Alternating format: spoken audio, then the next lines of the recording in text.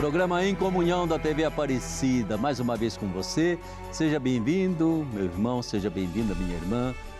Você que está aí na sua casa, você que está na sua comunidade, vamos nos debruçar sobre a Bíblia Sagrada, o último livro da Bíblia. Já começamos a conversar, Apocalipse de São João, que nos ajuda a compreender a história que aconteceu, a história que está acontecendo e a história que vai acontecer. E através de tantos símbolos, João vai nos transmitindo o sonho de Deus para toda a humanidade. E é um sonho tão importante porque Deus quer que a gente assuma como cristão essa colaboração para construir a história e não apenas deixar a história acontecer.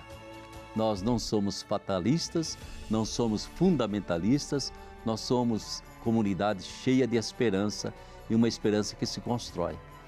E o livro do Apocalipse é exatamente essa revelação divina que veio dentro de um período muito preciso da história humana, as primeiras comunidades cristãs, a igreja se espalhando por todos os cantos do Império Romano e assim essa preocupação, esse amor imenso de São João por essas comunidades, dando-lhes a força, a esperança de perseverarem na fé em Jesus, perseverarem como igreja de Jesus, mesmo dentro de perseguições e tribulações. Nós já conversamos um pouco sobre tudo isso. E aqui estamos novamente, seja bem-vindo, Ouro Fino! Mais uma vez aí ao nosso programa Em Comunhão. Como vai, Padre Ulisses? Uma saudação também especial ao Padre Cláudio e a todos vocês que estão nos acompanhando aqui nesse belo programa, cujo nome eu não canso de dizer, é muito bonito. Em comunhão. Em comunhão. Que a palavra nos coloque em comunhão. Então, vou repetir mais uma vez para vocês, ele é doutor em teologia bíblica, já nos ajudou tanto no nosso primeiro congresso bíblico de Aparecida, graças a Deus, né?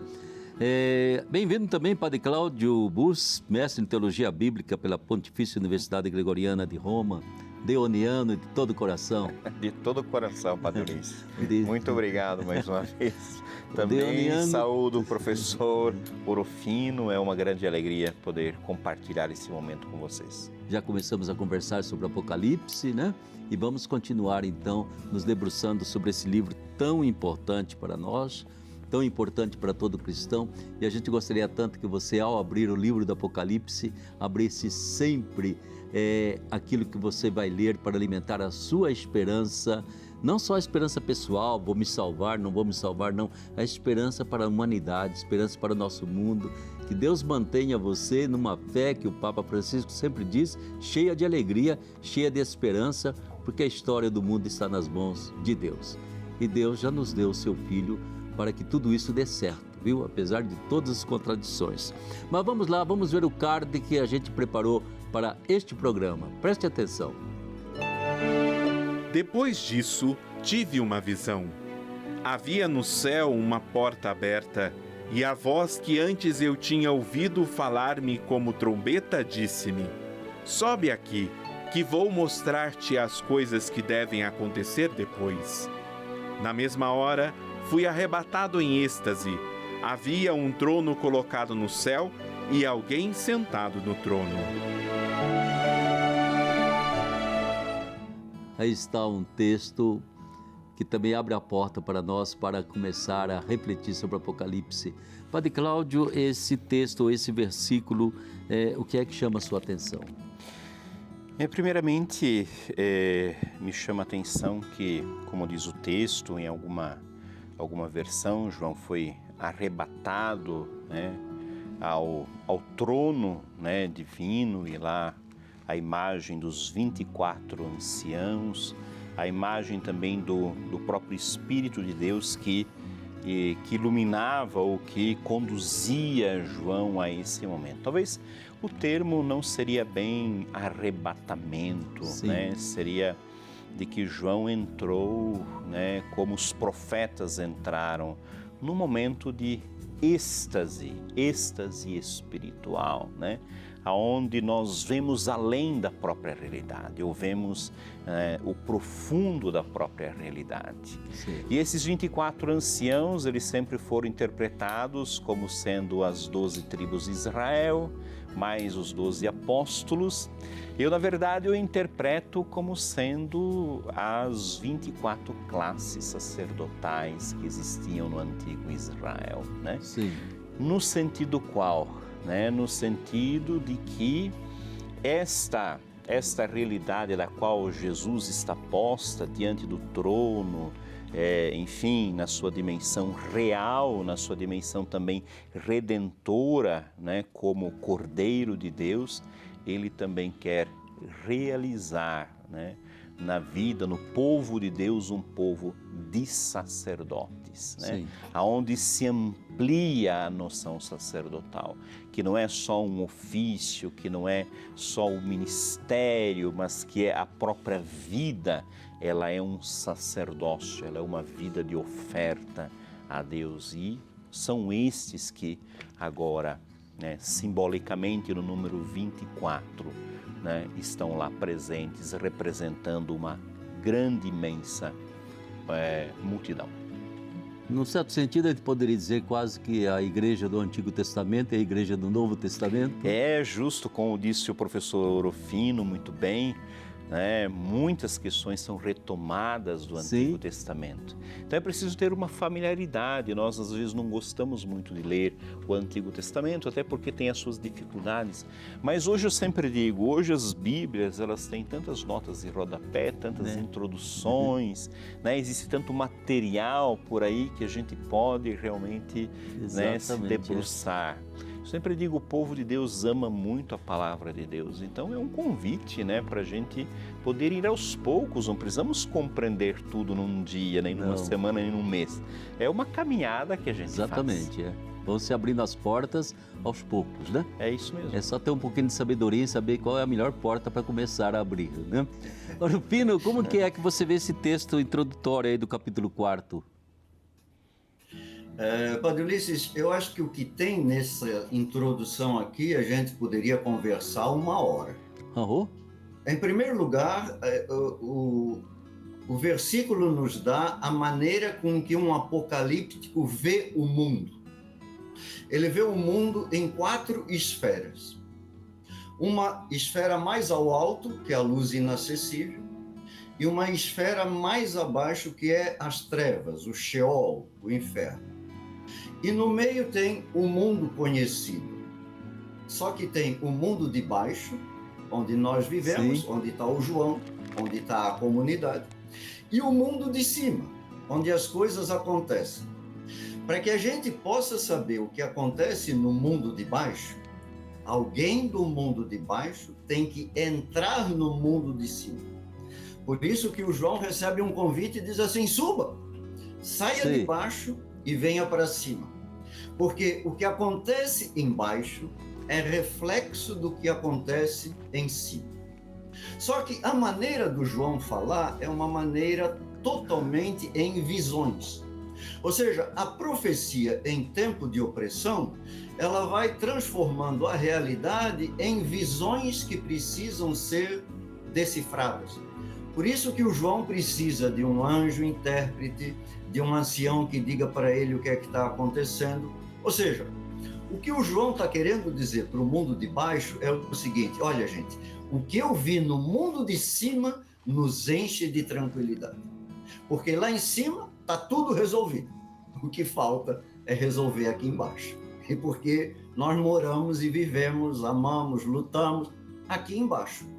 Então, o que o João quer dar é perspectiva para quem está embaixo. Porque, vamos ser bem sinceros, Padre Ulisses e todo mundo que está acompanhando esse programa, para quem não tem perspectiva, para quem é pobre, para quem não tem horizonte, para quem não tem nenhuma expectativa, a melhor coisa é que o mundo acabe. E o João vai dizer assim: gente, não pode ser assim. Nós temos que ir à luta. Exatamente, né? É sempre, quando a gente fala em esperança, o Rufino tocou agora num ponto importante. A gente está falando em estímulo.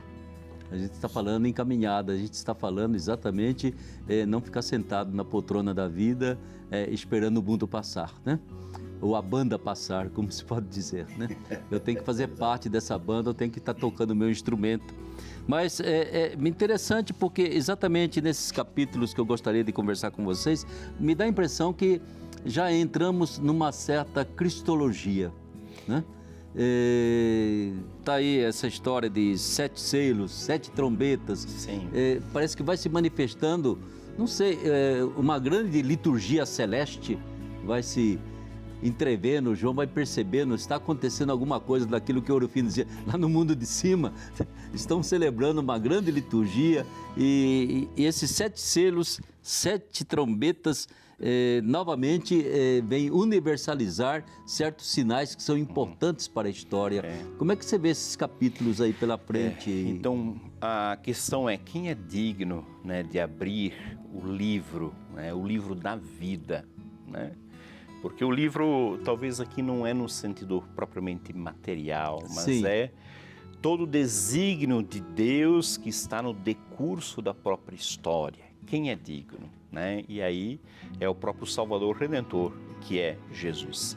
É Ele que é capaz de abrir o selo, como está bem, né, situado ali, né, esses pergaminhos, Sim. né, esse sigilo, esse selo, né, simbolizado, ou seja, né, os livros eram escritos assim e se abria então o selo para poder lê-los. E, ao meu parecer, é justamente isto, né, a progressividade da história se dá no senhorio de Cristo. E como bem sublinhou o professor Orofino, diante de tantas dificuldades, mostrar de que a história, de que a vida, de que o ser humano tem uma certa garantia no seu caminho. Uma certa não, ele tem uma garantia no seu caminho do senhorio de Deus, da condução de Deus. Isso não quer dizer determinismo, mas quer dizer amparo, quer dizer sustento, quer dizer as pessoas de que elas de fato podem, que elas têm alguém que está por elas, que é o Senhor delas, que de fato as cuida com carinho no decurso da história. Sim. É interessante que nos evangelhos a gente vivencia muito fortemente, né? A paixão e morte de Jesus, digamos assim, é o ponto de partida de todos os evangelhos, vida, paixão e morte de Jesus, principalmente esse momento da Semana Santa, da paixão.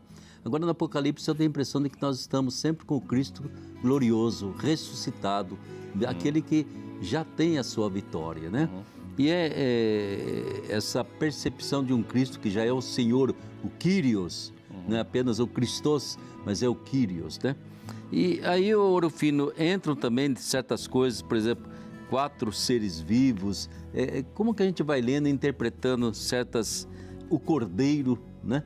E esse poder que tem o Cordeiro de, eu não sei se a gente entende bem, abrir o livro da história humana, né? Ele consegue romper esse selo. É por aí que vai a leitura? É exatamente por aí. A gente não pode esquecer, Padre Ulisses, que quem está escrevendo e sistematizando as ideias no livro do Apocalipse, ele conhece o mistério da paixão, morte e ressurreição de Jesus. Por isso, a grande revelação é quando Cristo morre na cruz, que o véu do templo se rasga.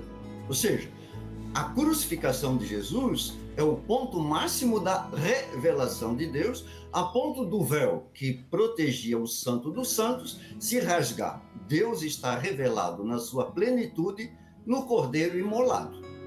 Então, nós não podemos esquecer que a chave de leitura para o livro do Apocalipse é o mistério do Cristo crucificado e ressuscitado. É o crucificado ressuscitado que tem na mão o livro da história. Só que aí vai acontecendo uma série de visões que vão nos aproximando da revelação de Deus, porque o Apocalipse dá a impressão que ele nunca acaba. Primeiro são os selos, depois dos selos vem as pragas, depois das pragas vem, e sempre vem, e sempre vem, e sempre vem, e escuta, isso não acaba? Não, isso uma hora acaba. né? Mas quem determina a hora que acaba é o Pai. Então nós temos que caminhar na esperança de que uma hora o Pai vai dizer: chega, entra, vem, né? Então a nossa caminhada é nessa perspectiva. Quando é que nós vamos perceber na vida o triunfo do crucificado ressuscitado? A bem da verdade, é uma mensagem batismal. Nós todos já passamos pelo Apocalipse no dia do nosso batismo. Fazemos parte exatamente dessa história, né? Exato. Que Jesus tira esse selo e mostra para nós que o futuro existe, a vitória é certa, né? Era um princípio que eu via nos países comunistas. A luta continua, a vitória é certa. Eu falei, essa frase é de Jesus, é ele que tem a vitória na mão.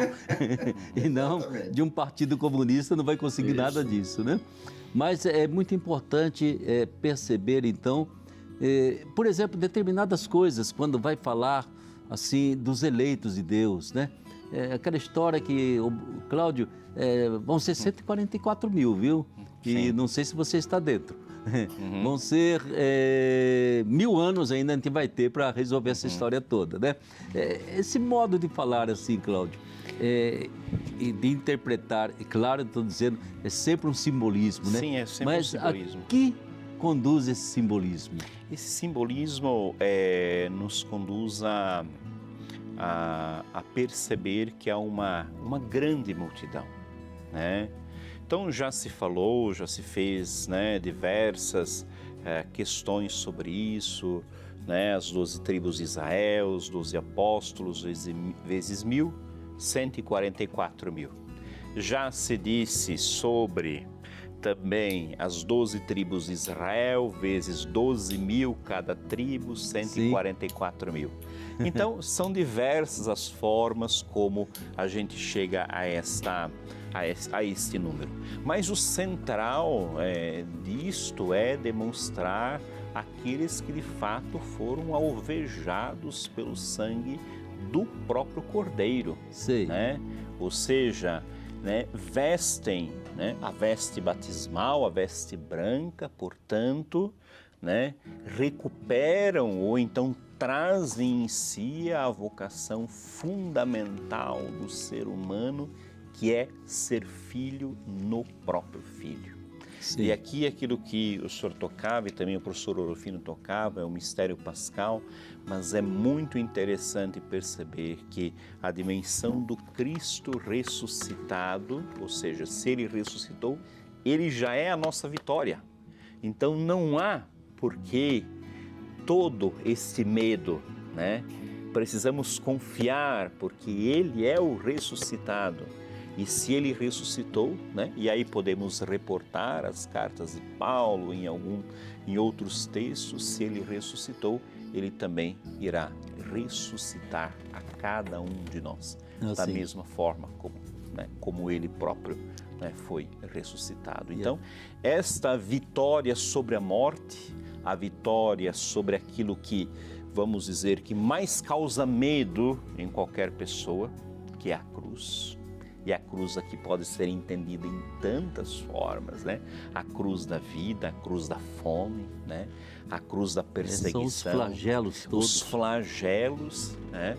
E Cristo venceu essa realidade e é o nosso vencedor. Isso é importante, né? Orofino, eu tive um colega que já faleceu, o Padre Lauro, né?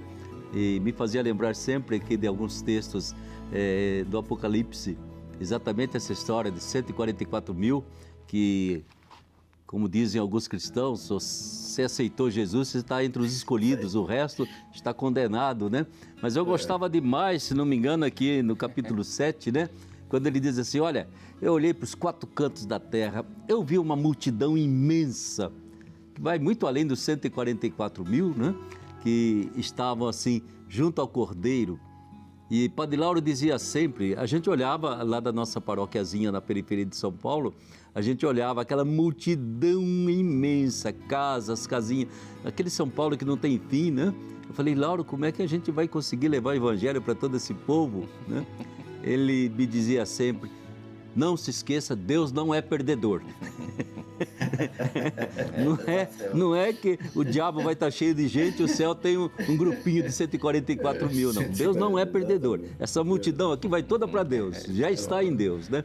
Ou seja, realmente uma visão de confiança, de esperança que brota da misericórdia, brota da ressurreição, da vitória de Cristo. Como que a gente olha, a salvação é para alguns privilegiados, né, que seguem direitinho determinadas regrinhas, ou a salvação é uma conquista já obtida por Jesus para toda a humanidade e para todas as gerações? Em primeiro lugar, o grande recado de Jesus é: eu vim para que todos tenham vida, todos. Portanto, a salvação de Cristo é a oikumene, a casa comum. Agora, na linguagem apocalíptica, Padre Ulisses, toda numerologia é simbólica. Sim. Por exemplo, o número 3 é um número que simboliza a divindade. Se você pegar o número 3 na Bíblia, é um leque enorme, sempre que aparece 3, 3, 3, 3. O número 4 simboliza a criação de Deus, né? Que tudo é feito de terra, água, fogo e ar, que é o que aparece no Gênesis capítulo 1, verso 1, os 4 elementos. A variação entre a divindade e a criação geram os números perfeitos. 4 mais 3, 7. 3 vezes 4, 12. E por isso também os números imperfeitos. O 6 é um número imperfeito porque não chegou ao 7. O máximo da imperfeição é o 6, 6, 6. Então, os 144 mil assinalados estão dentro dessa simbologia. 12 vezes 12 vezes 1000. Ou seja, é uma multidão incalculável. Então, é muito importante na interpretação do Apocalipse nós termos uma noção da numerologia. Por exemplo, o período da perseguição é a metade de 7, um tempo, 2 tempos e metade de um tempo, 3 anos e meio. Ou o número de dias ou o número de meses, sempre dando essa numerologia. Então, uma chave muito importante para o Apocalipse, a numerologia simbólica. Que interessante, viu? Você coloca isso aí com tanta clareza, né? Que de repente se descortina para nós, né? Muito além daquilo que é contar o número de pessoas, né? É exatamente a indicação de algo que é muito mais amplo, muito mais rico do que simplesmente... Eu gostaria... 3, 4, 7, né? E 3, 12. 4, 12. 3, 4, 7 e 12. E 12. 7 né? diáconos, 12 apóstolos. E aqui você já coloca bem claro a imperfeição total daquilo que é chamado o número da besta, né? Exatamente. 6, 6, 6. Nunca vai ser inteiro. São 3 vezes 3, olha novamente o 3, números imperfeitos. O máximo da imperfeição é o 6, 6, 6.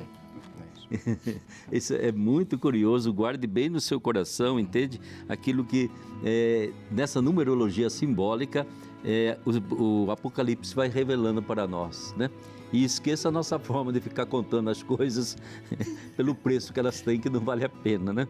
E eu gostaria que vocês conversassem um pouquinho, porque de vez em quando o Apocalipse causa certo terror, né? Exatamente aquilo que você referia, Cláudio, flagelos, né? É uma forma de olhar aquilo que acontece de desgraça, de catástrofe, de violências dentro da história. Eu creio que a comunidade, ela viveu situações, né, diversas, e ela nunca mascarou essas situações que aconteceram com ela.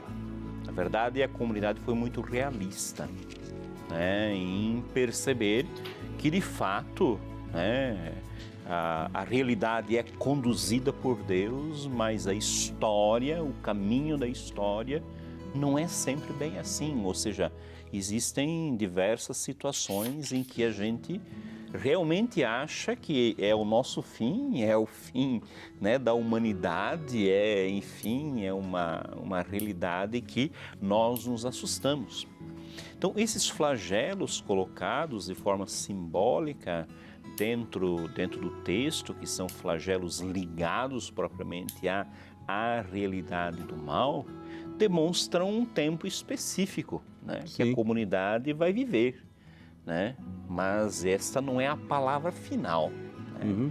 A palavra final do Apocalipse, depois nós chegaremos lá ao final, É um novo céu, é uma nova terra, é toda a reconstrução, né? É uma volta genesíaca, né? Do Gênesis, ou seja, daquilo que é harmônico desde daquilo que foi ao próprio início. Sim. Então é uma perspectiva assim, tomemos como, coloquemos os pés no chão, né? A nossa realidade é essa, mas sabendo que alguém nos conduz e que de fato a vitória será nossa junto com Cristo. Aí, Orofino, existe essa história das trombetas, né? Abre-se o último selo, né? Surge também 7 trombetas, dá a impressão que as trombetas estão convocando para um julgamento final de toda a história, de toda a humanidade, né? E às vezes entram também certas simbologias que são muito fortes e chamam a nossa atenção, evidentemente, né? Principalmente no abrir o livrinho, digamos assim, há um livrinho aí que é muito amargo. Então, essas 7 trombetas, que simbologia elas trazem para nós dentro daquilo que seria a nossa história? Então, todo o desenrolar do primeiro livro do Apocalipse, entre os capítulos 4 e 11, querem dar às comunidades aquilo que elas estão passando no momento. Então, quando abre os selos, vem os 4 cavaleiros, que são os medos que a comunidade tem. O primeiro cavaleiro simboliza a violência, o segundo cavaleiro simboliza a fome, o terceiro cavaleiro simboliza a doença, o quarto cavaleiro simboliza a morte. Então, cada selo que vai se abrindo, a comunidade vai se situando. Isso nós já tivemos, isso nós já tivemos, isso nós já passamos. Sim. Aí, quando abre o presente, que é o 5º selo, a comunidade se situa. É aqui que nós estamos vivendo, a perseguição. Aqueles que foram mortos no altar, é a perseguição concreta, o sangue derramado. Só que depois, será que vencendo a perseguição, a coisa vai acabar? Aí o Apocalipse diz, não, a perseguição ainda vai continuar um tempo. Então, assim que acabam os selos, começam as pragas, depois começam as trombetas. É a comunidade, cada anúncio desse, trombeta simboliza anúncio, aquilo que é anunciado, aquilo que pode acontecer. Então, a comunidade deve se preparar que, entre o momento presente e o momento definitivo, a sua peregrinação vai continuar. As dificuldades não serão sanadas. As dificuldades estão aí. Compete você, na sua fé, vencer as dificuldades que serão anunciadas e que vão marcar a sua vida até a hora do triunfo final. Só qual é o grande medo? O medo que o mundo acabe. O Apocalipse vai dizer, exatamente. O mundo está continuamente acabando.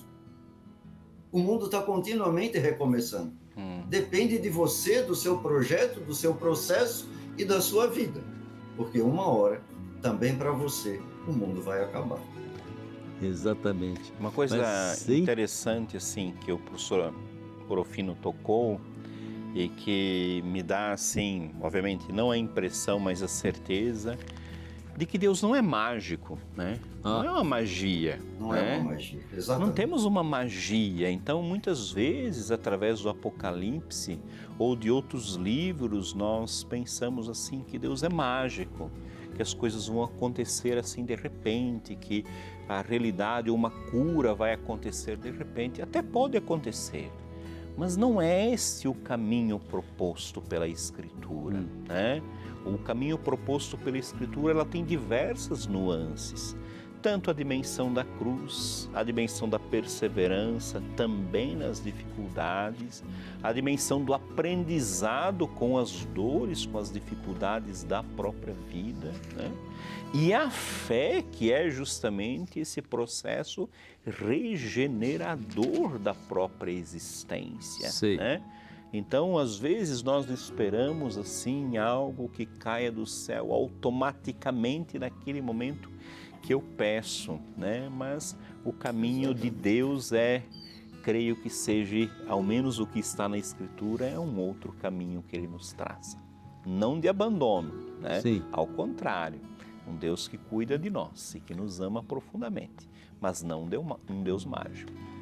E a gente encerra esse momento de partilha nossa com esse texto. Nós vos damos graças Senhor Deus soberano do universo, aquele que é e que era, porque assumistes vosso imenso poder para estabelecer o vosso reino.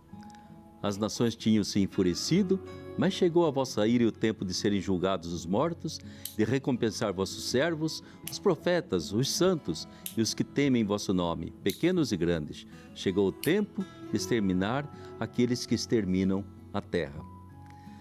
Até o próximo encontro, se Deus quiser. Muito obrigado mais uma vez, Orofino. Muito obrigado, Padre Cláudio. Fiquem com a bênção de Nossa Senhora Aparecida. Todos nós.